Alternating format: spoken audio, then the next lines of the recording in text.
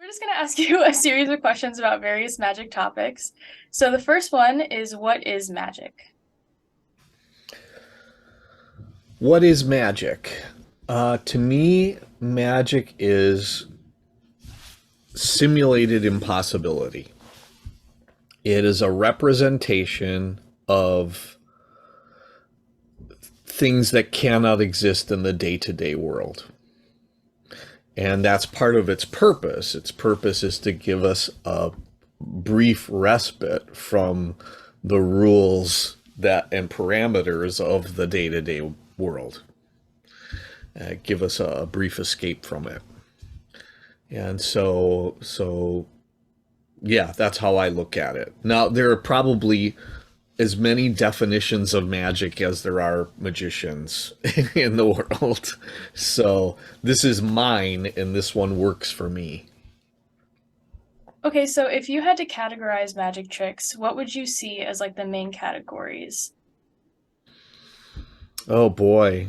Um, See, I tend to avoid categorizing things because I think that categorizing, while it can be helpful in catalogs and sometimes in conversation, when you put things into categories, it tends to narrow your view of things, so that magicians end up, they specialize in coin magic, or they specialize in card magic, or they identify as manipulators, or they identify as illusionists, or they identify as escape artists, or whatever.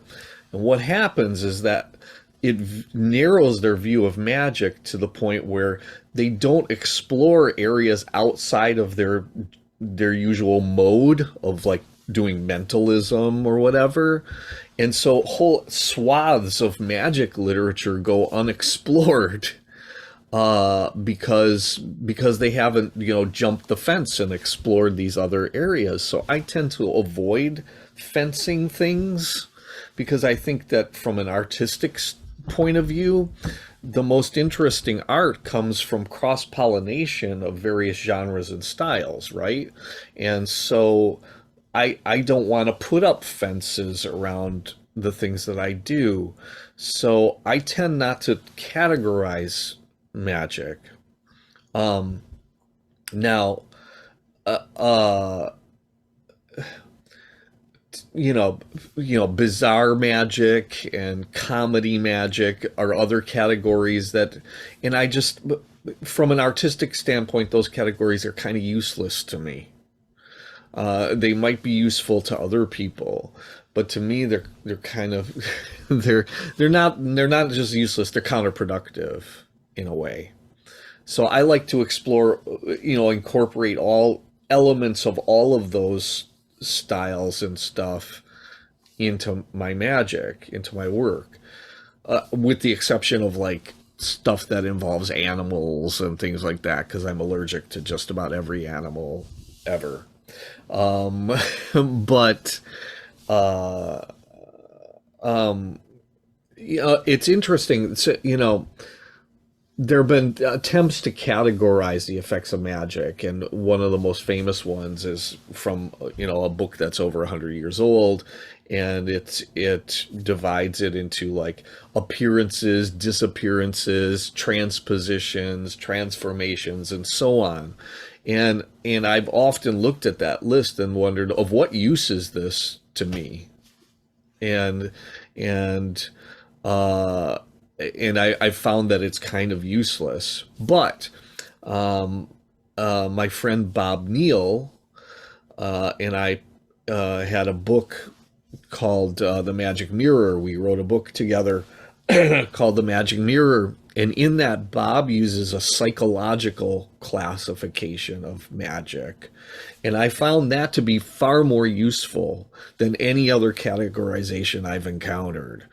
And it was because he's getting at the underlying sort of story, the narrative of what's inside, embedded in magic effects. So he divides it into like three major categories: effects of being, doing, and relating. And within each of those, there's subcategories, right? And so, conjuring something from nothing, like making an object appear, is an effect of being. Like it didn't, the object didn't exist, and now it exists, right? And effects where like red cards are separated from black cards would be an effect of relating, right? And I found that more interesting than any of the other categorizations, because I could look at my work and see, oh, I do a lot of effects in this particular category. For some reason, that category of magic in Bob's systems appeals to me. And I had never really thought about that before. It was like, why? Why does that appeal to me? So I got to think about it. But I realized this is a long-winded way of not really answering your question. No, I think that answered the question quite Oh, well. okay. Yeah. Okay. So the next question that we have kind of switches gears a little bit. So what do you think differentiates good magic and bad magic? Okay. Um, now this is completely subjective, right? Because this is like a taste thing, right? So it's like, I to me cilantro tastes like soap, and lots of people love it. So there you go. So so I think that's a component here. So again, this is this is what works for me. This is the understanding that works for me. Um, First of all, there has to be the deceptive level of magic.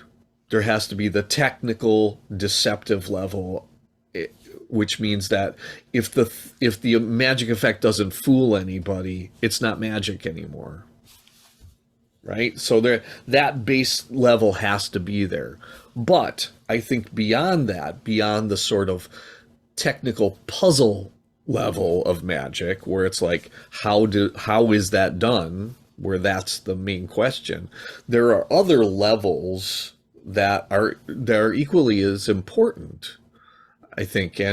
And one of them is the theatrical level. Like, when I see magicians basically get up and all they present is a puzzle for us to puzzle over, to try to figure out, there's just not much there. And so I find myself getting bored very easily by a lot of mainstream magic. And it's because all they have to offer is the puzzle. Whereas my feeling is, if I'm going to get up in front of a bunch of people and take up their time and attention for an hour, not to mention their money, uh, I better have something to say. Well, what do I have? What can I say about things? Like, what can I talk about that's relevant, that's important? Well, I can have something to say about me and who I am. I can have something to say about us and who we are collectively as people. And I can have something to say about the world around us. Those are the things I can have something to say about. And so, you know, we don't go to the theater to bond with objects. Like, we don't bond with the set and props. We bond with people. That's why we go to the theater, is to have an experience with people, to get to know people. And so a lot of magic acts don't have that level. They don't have they're missing the theatrical level, which includes script and costume and tone and posture and attitude and all the other stuff beyond the technical puzzle level of the magic effects that go into making a good performance, a memorable performance.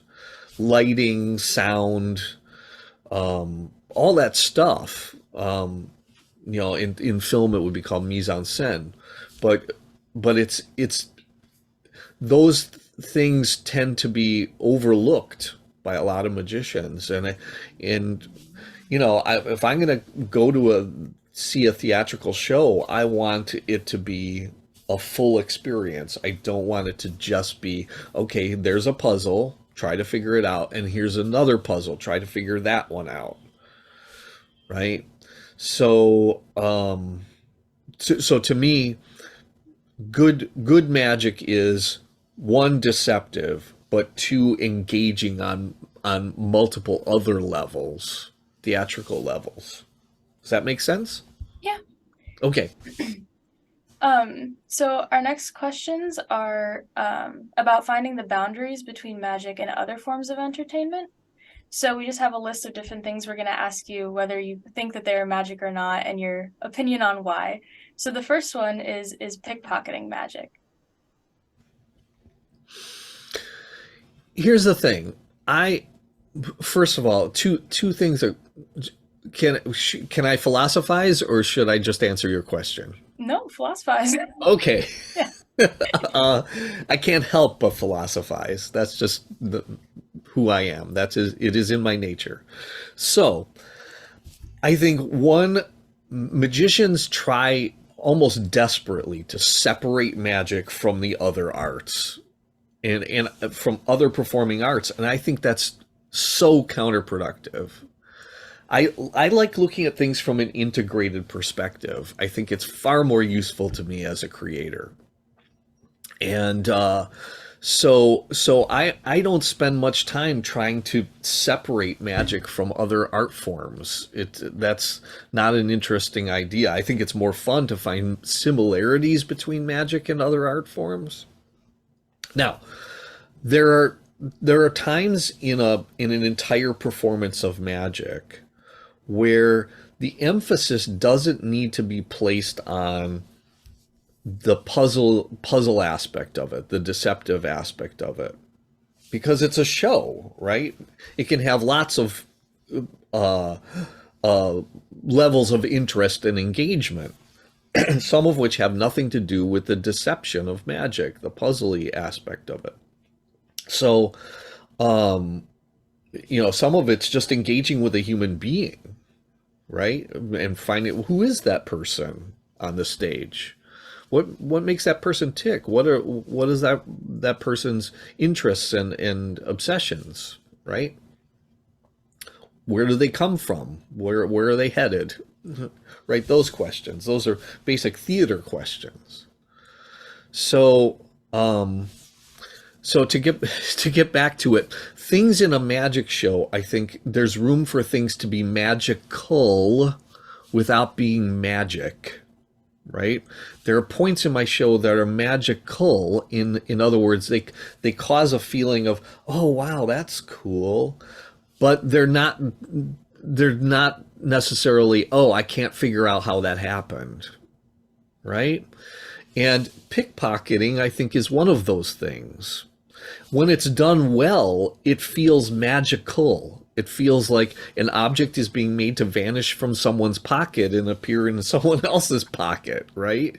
And that feels magical. We know that that's not the solution to the puzzle, because there really isn't a puzzle. It's overt. It's explicit. It's I'm directing this person's attention away from the fact that I'm snitching up an object from their pocket, right?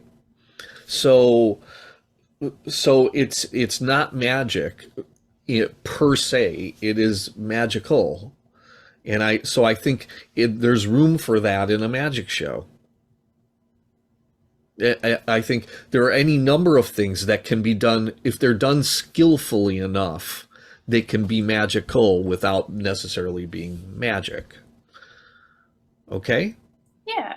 Okay. So I think then maybe for the list, when I ask you what they are, maybe we should think more about how these things, like what it would take for all of these things to be magic. You know, because Okay. all of them have like those elements where they can be magical, but what would it take for them to cross that boundary to become magic? Okay. So the next one then would be, are visual or optical illusions magic, or what it would take for those to be magic?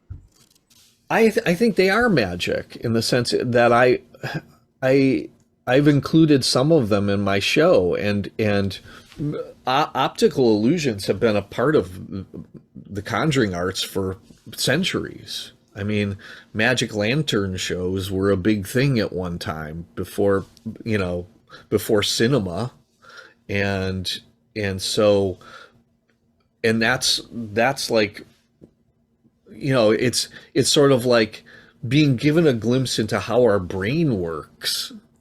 I mean, we our brains, how our brains work, are mysteries to us, and, which is why you're doing a study like this. You know, it's us trying to understand ourselves and how we work, and so I think, you know, optical illusion is fair game, and magicians have incorporated many optical things like black art, for instance, is one that springs to mind immediately, into their shows. I mean, that's a common method in illusion shows, is black art and so 45-degree mirrors and all that stuff. So that's all optical stuff. That's all the way our brain interprets a thing that we see. So the next one then is sideshow demonstrations. So do you consider those magic, or if you don't, what it would take for those to be magic? I think those are magical, and in that when they're performed skillfully, it like gives us that moment of, it gives us that thrill feeling of what, that seems impossible. I mean, for example, sword swallowing.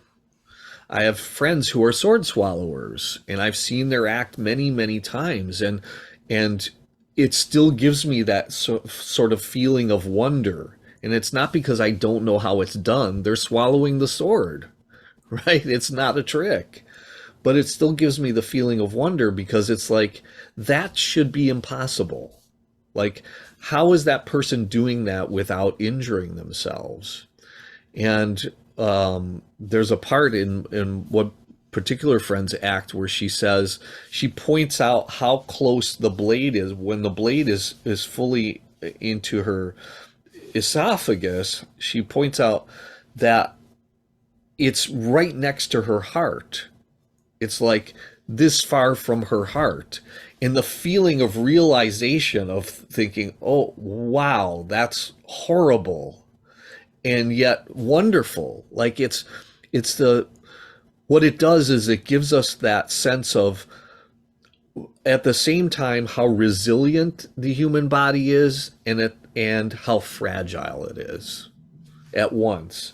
And that produces a feeling of wonder that's akin to magic, right? So I while it's not magic, it can be magical. That experience can produce a sense of awe or wonder, which is what the goal of magic, that's, is to produce that feeling.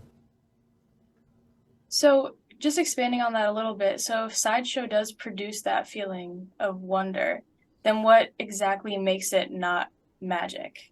It's not a puzzle. In other words, there's no deceptive aspect to it, when it's done for real. Like, I mean, there are people who can fake it, but when it's done for real, it's like they're doing that for real. There's no, and often they have to, a sideshow performer has to get past that first level of convincing people this is not a trick. This is a thing I'm actually doing, right? And once they're past that, then they can get on with doing what they do.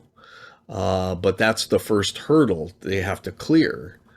Is this is not about the puzzle aspect. It's not like magic is, where it's like it's still mysterious. Like, how can a human being do that, right? Another thing is like when you see a really good juggler. I'm thinking of someone like Michael Motion, for example.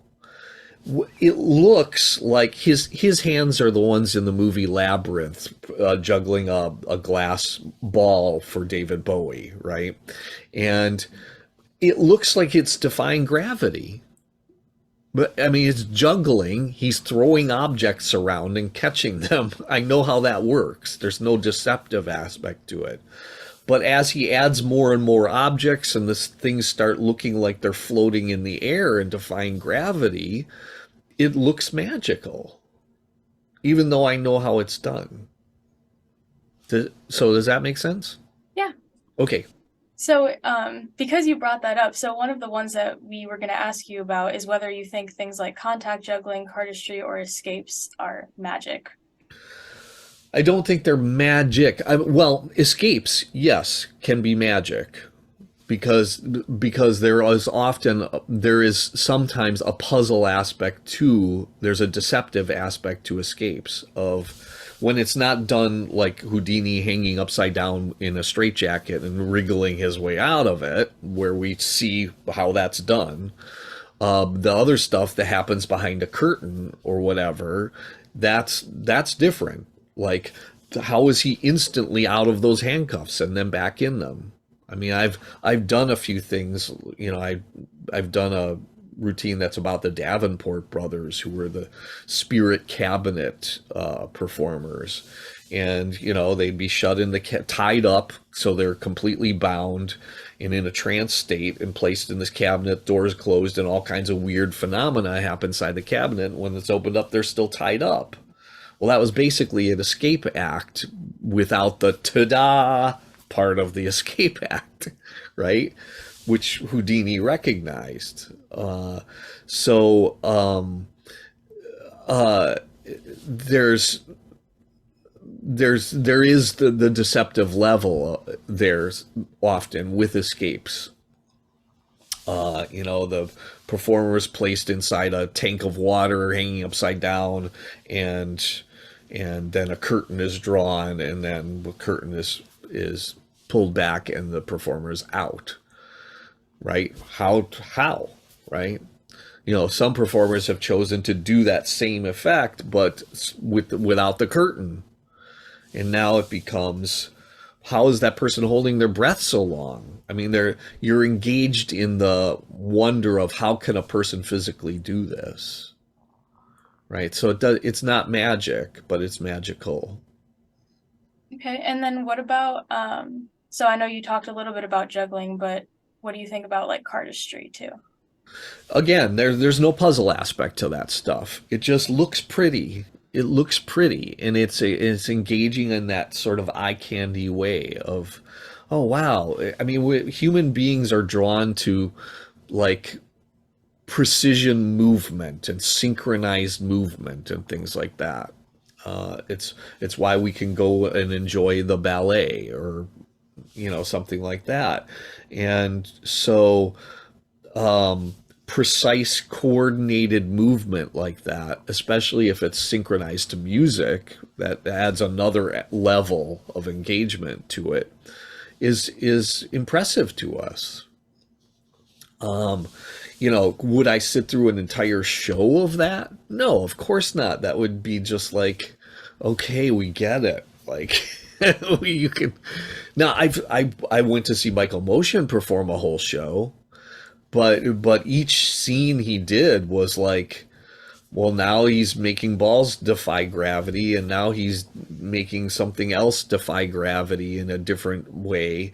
I mean, and often sound was part of it. Like, I remember this thing where he's standing inside of a triangle, this sort of triangular, like planks of wood, and he's bouncing the balls off of the sides of the triangle. So it bounces on the floor, hits a side, bounces back to him. Bounces off the floor, hits a side, hits the other side, bounces back to him. And now he's adding balls to it, and it's rhythmically, and it would look amazing. Like, because you and I can't do that unless we really practiced it. And so So cardistry, no, I don't think is magic. There's it's missing the deceptive aspect of it. But there's room for that in a magic show because I think it does create a feeling of wonder of, wow, that's a very pretty thing and it looks impressive, like juggling looks when it's done well. So, what do you think about gambling demonstrations? Do you think that those are magic? It depends. It depends on how well they're done. I mean, I've watched a very good performer do cheating sleights, like bottom dealing and second dealing, and I've watched him do that over and over and marveled at it because it's still invisible and I'm staring at the deck and his hands. Uh, so it's like it's practiced to the point where it looks like magic, even though I understand how it works. Now, lay people don't understand how card cheating works. So a non-magician to a non-magician, it's like, well, I know that the sleight he did was the pass, let's say, but to a non-magician, it looks like a face-up card appeared on the top of the deck, moved from the center to the top just in an instant. So so I think gambling demonstrations can be magic. It's just that they're often not very engaging on the theatrical level. They are like educational lectures where it's kind of like, okay, but when they're done theatrically, yeah, it's engaging. So, do you think that mentalism is magic? Oh, absolutely. Now, mentalists have tried to separate it from magic for decades and decades, and I think it's just elitism is what's happening there. It's just magic is magic is magic. If again, I like to look at things from an integrated point of view. The goal is always the same. The goal is to create that feeling of awe and wonder, and it's an awe or wonder that comes from not knowing, right? It comes from mystery. It's a mystery feeling. Like that seems impossible. It can't happen in the day-to-day world. And and that's the goal of mind reading, right? Even though lots of people feel like ESP is a thing, like, that that it might be possible, just like they think that most people think ghosts might exist, but it's still a thing of wonder, right? It still engages that sense of awe. So yeah, I think mentalism is it's magic. It's just its goal is exactly the same as making a handkerchief vanish. So, do you think that it's magic if it uses camera tricks? Okay. Um, this is a no. I don't. It's a special effect then. Uh, then it's a special effect. But special effects can be magical, right? And if the audience doesn't understand how special effects work, and many don't, then it can be magic too. Because you know, now this is going to shift as we enter an age where deepfakes and things like this are more and more prevalent, where it's like nothing you see on television or the internet can be trusted to be real. Then we're going to start moving into a different uh, phase in magic. But we're only at the very beginnings of that. I used to be very dismissive of shows on television, magic shows on television that used camera shenanigans. But after the pandemic and doing a virtual show myself for a couple of years, I now realize it's just that's called using the medium for what it does best, right? Because what I realized during the pandemic was in doing a virtual show was that this visual frame opens up all kinds of possibilities for me to use methods that I could never use in person, because shenanigans can be happening right outside this frame, inches outside this frame, right? And nobody knows. And that was liberating to me. It was like, oh wow, let me see what I can do with this medium to use it for what it does best. So I created all kinds of magic for my virtual show that I could never perform in person. Now, it was incorporated in a show that used other stuff that I could perform in person, but there were lots of moments where it was like, no, something's happening right outside this frame. And so I think that's all fair game. Like if you're going to get into the medium of television or being an internet magician, then and becoming internet famous, then that's all fair game. That's using methods that's using the medium to do what it does. Um, Now, back in old timey times, like Doug, when I was growing up, Doug Henning was the most famous magician in the world.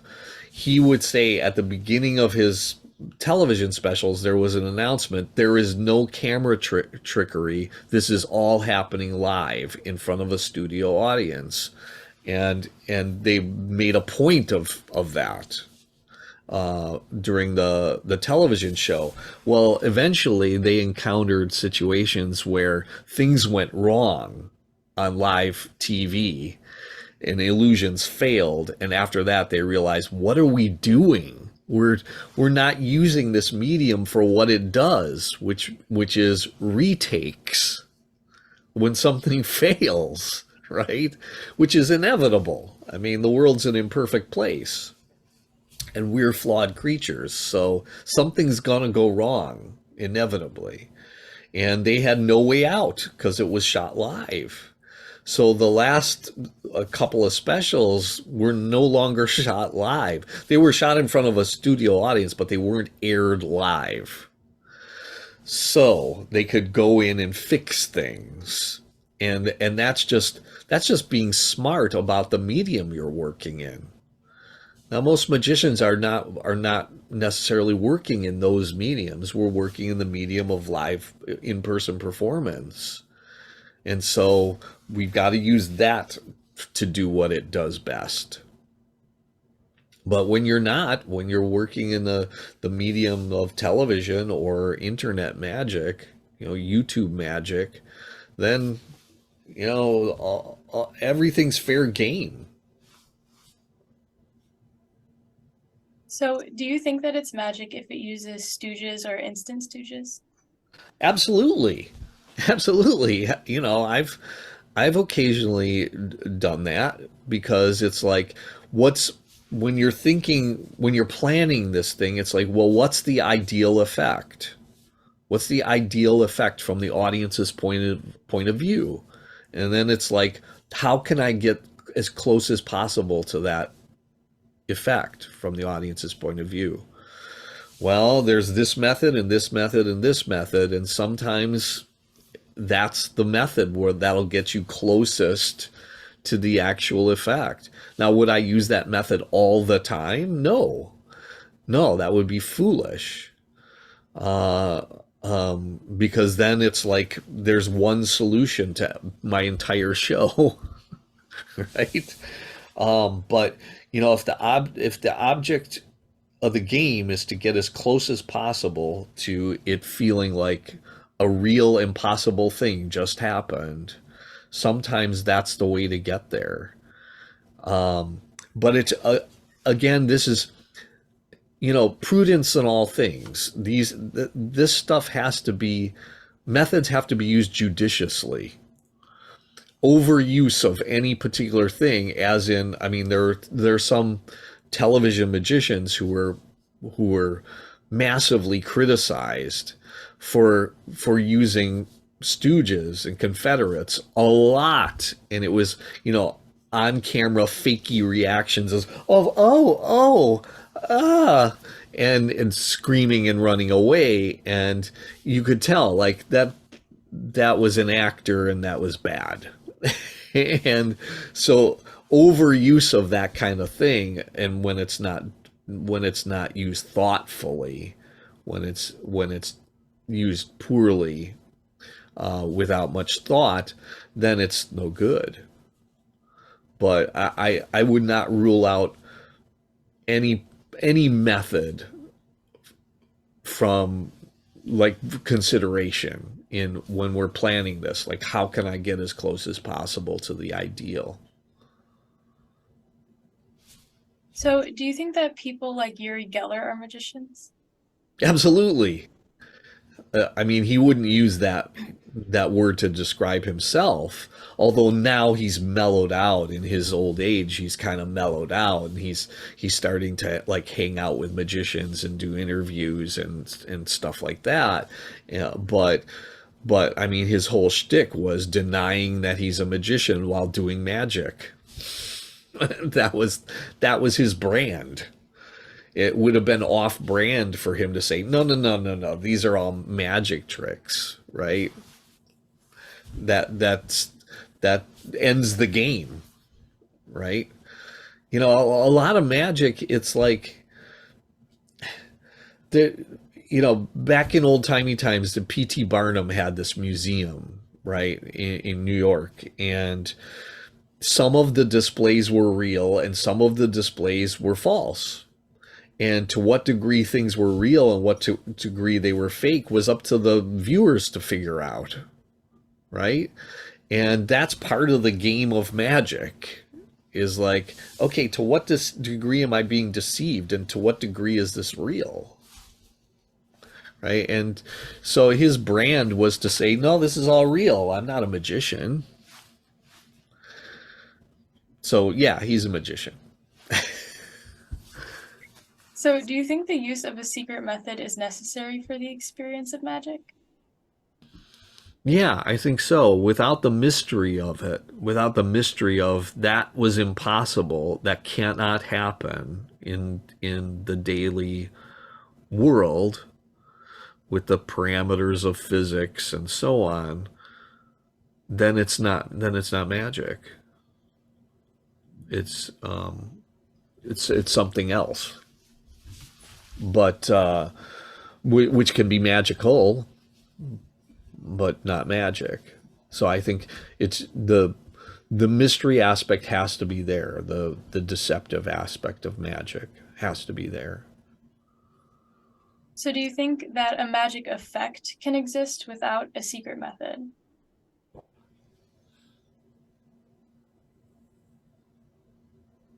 A magic effect can exist.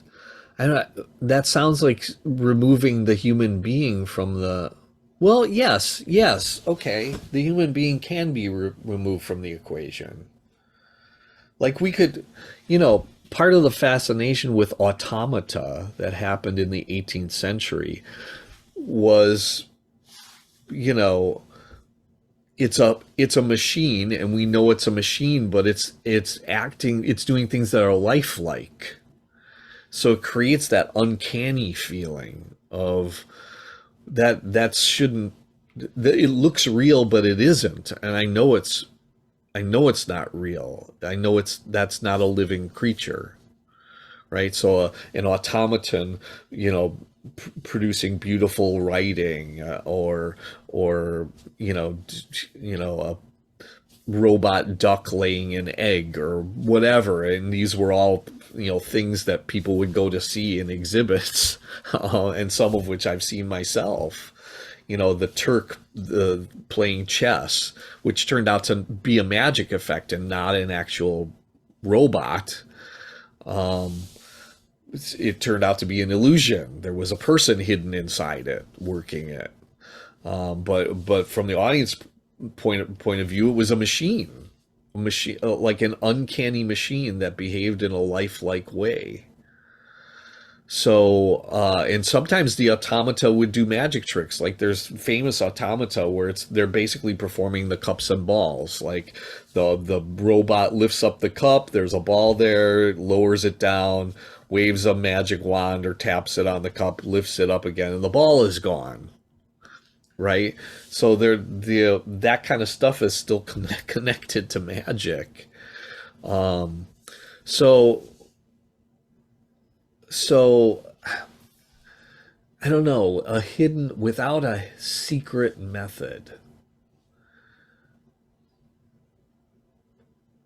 I guess I don't know. I think there has to be a secret method. I think without the deceptive level, it can't be magic. Because it's not impossible. It's the mystery of that can't happen, and yet I just saw it happen.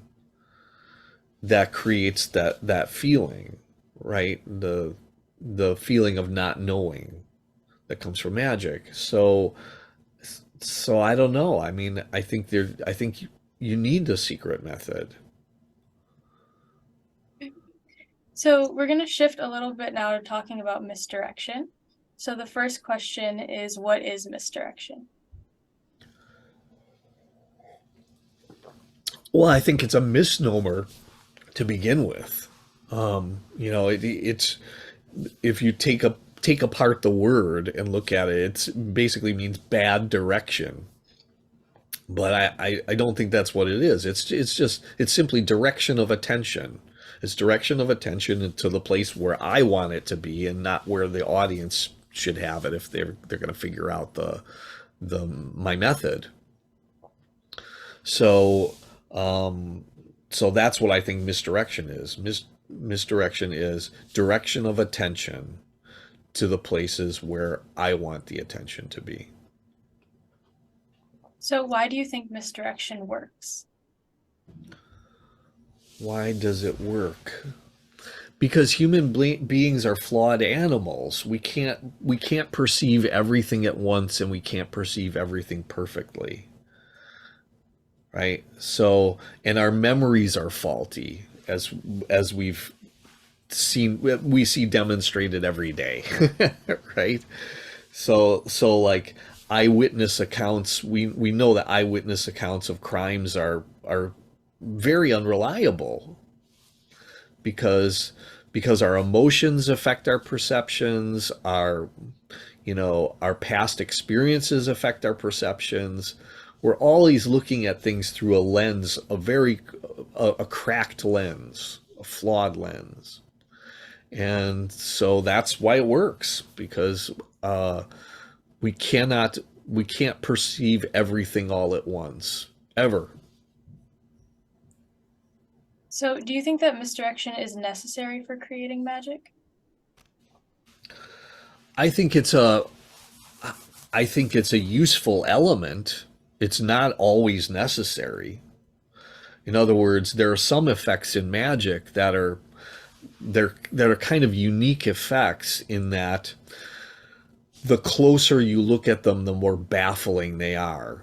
And there are some magic effects where I've basically invited the audience to stare at my hands while I'm doing them. And they're even more baffling if you're staring at my hands. The broken and restored thread is one of them. That's one of those effects where if you're really staring at my hands as I perform it, it's like, wait a minute. It doesn't look like there was any room for sleight of hand to have happened, and yet it did. Right? So I don't think it has to be there, but it's a useful tool, a very useful tool. And I use it a lot. I use it a lot in the narrative way.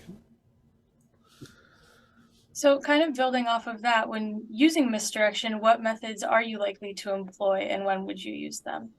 Well, narrative is one of them because if I've engaged you with a story,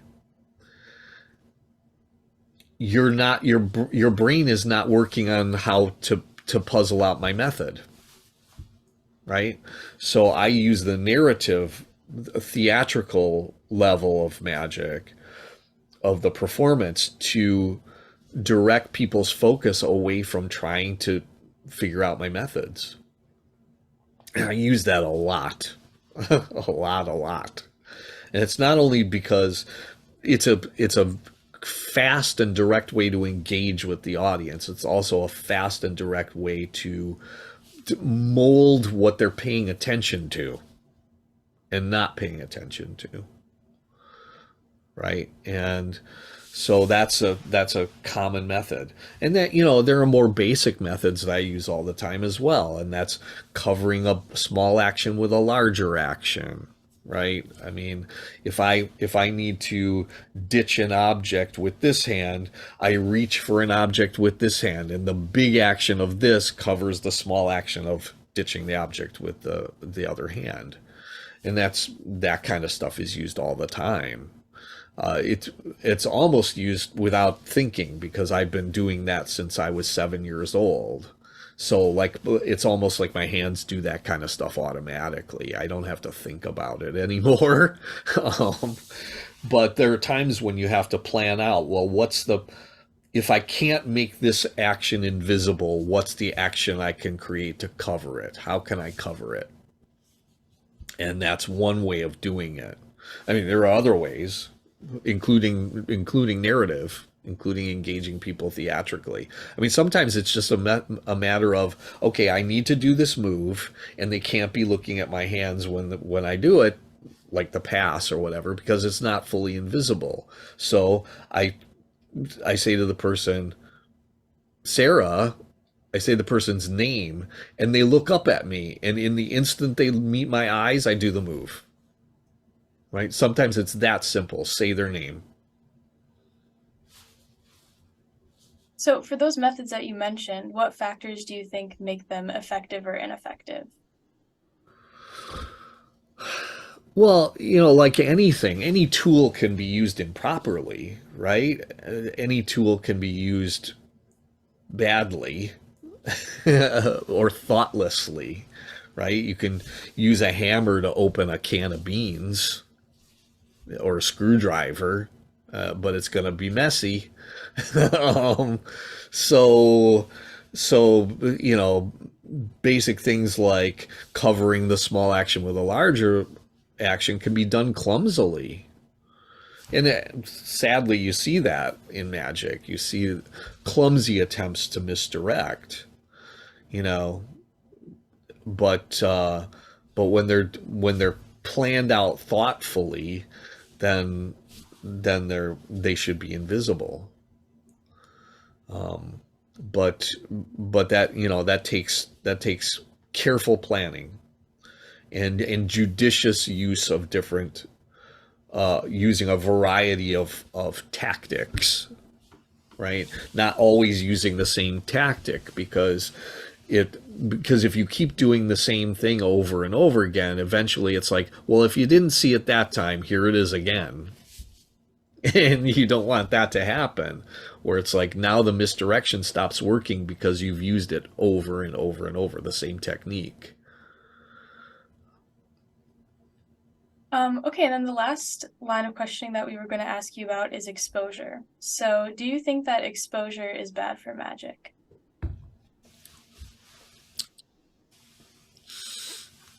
I do think it's bad for magic. I do think it's bad for magic in the sense that when we see the methods of magic devoid of anything else, stripped of anything else, and we're just seeing the method just kind of naked there, it's often kind of lame and disappointing. Because usually the method's simple. It's our tendency to complicate things needlessly that makes is part of what makes magic seem so mysterious. But usually the secret, the method is quite simple. And so when it's just laid out there by itself, it's like, oh, well, that's kind of dumb. I can't believe I was fooled by that. And it creates a sense of disappointment. So I think a lot of people think they want to know, but they don't really want to know because they'll feel that letdown of, oh, wow, that's kind of goofy. So so I think it's bad for magic in the sense that it creates that feeling of disappointment of when it's stripped of all its theatricality and all of the artifice, and all you're seeing is the method. It's like, well, that's kind of lame. So that in that way, I think it's not good. And that's usually, when magicians reveal stuff in media on YouTube or in news media and so on, it's often like that, where it's like, oh, and there it's a letdown. Now, this this can be done in a thoughtful way, where where a method can be revealed in a way that appreciates the artistry that went into creating it. I'm thinking of Jim Steinler's book Hiding the Elephant, which is basically about the vanishing elephant illusion and how it was invented, and the steps that led up to it, and the artistry that went into, and the thought and the experimentation that went into coming up with the final illusion is really impressive. It's like the the cleverness of it is really impressive.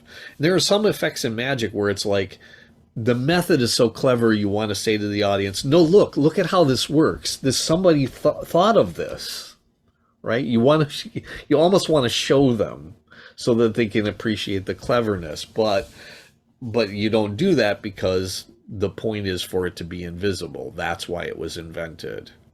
It was invented to be invisible. So, I now having said that, I think exposure is not good for magic because I don't want my audience to be constantly thinking in puzzle mindset, like trying to think of methods. Like, I don't want them whipping out their phone and Googling what I'm doing during my show. I mean, I have no control over what they do after my show, but I hope that during my show they can set that stuff aside and get into the spirit of the thing, right? But having said that, I think magicians shaking their fists at YouTube and freaking out and saying this is destroying magic and everything's exposed on the internet and darn that internet, and that's just a waste of time and energy. This is We have to accept the world in which we live. And the world in which we live, everything is available to everyone 24/7 on the internet. If you want to find out how to do a thing, you Google it and you've got your answer, or you've got several answers, right? And you just have to accept that that's the world we live in. There's no point in like, stay off of my lawn, you kids. It's just, if you want to be a dinosaur, that's the way to do it. So we have to accept that the world has moved forward, and like when I was a kid, I walked up to the library and took books out about magic to find out how magic worked. Now the library is in our pocket.